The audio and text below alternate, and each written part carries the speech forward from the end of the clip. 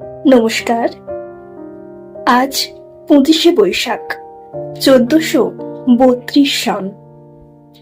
আজ কবিগুরু রবীন্দ্রনাথ ঠাকুরের জন্মদিবস। সেই উপলক্ষে আমি একটি আবৃত্তি পাঠ করছি। কবিগুরু রবীন্দ্রনাথ ঠাকুরের লেখা আফ্রিকা। উদ্ভ্রান্ত সেই আদিম যুগে স্রষ্টা যখন নিজের প্রতি অসন্তোষে নতুন সৃষ্টিকে করেছিল বার বার বিধ্বস্ত, তার সেই অধৈর্যে ঘন ঘন মাথা নাড়ার দিনে রুদ্র সমুদ্রের বাহু প্রাচী ধরিত্রীর বুকের থেকে ছিনিয়ে নিয়ে গেল তোমায়।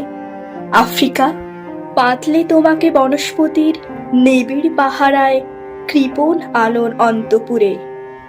সেখানে নিভৃত অবকাশে তুমি সংগ্রহ করেছিলে দুর্গমের রহস্য, চিনছিলে জল স্থল আকাশের দুর্বোধ সংকেত।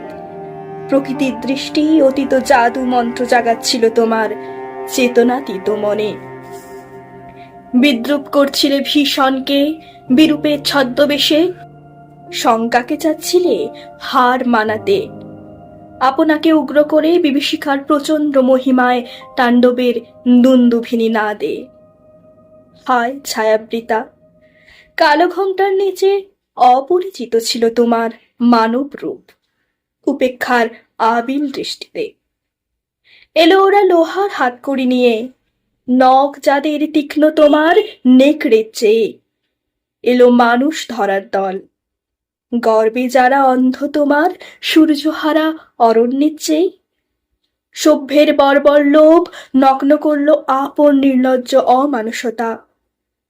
তোমার ভাষাহীন ক্রন্দনে বাষ্পাকুল অরণ্য পথে পঙ্কিল হলো ধূলি তোমার রক্তে অশ্রুতে মিশে।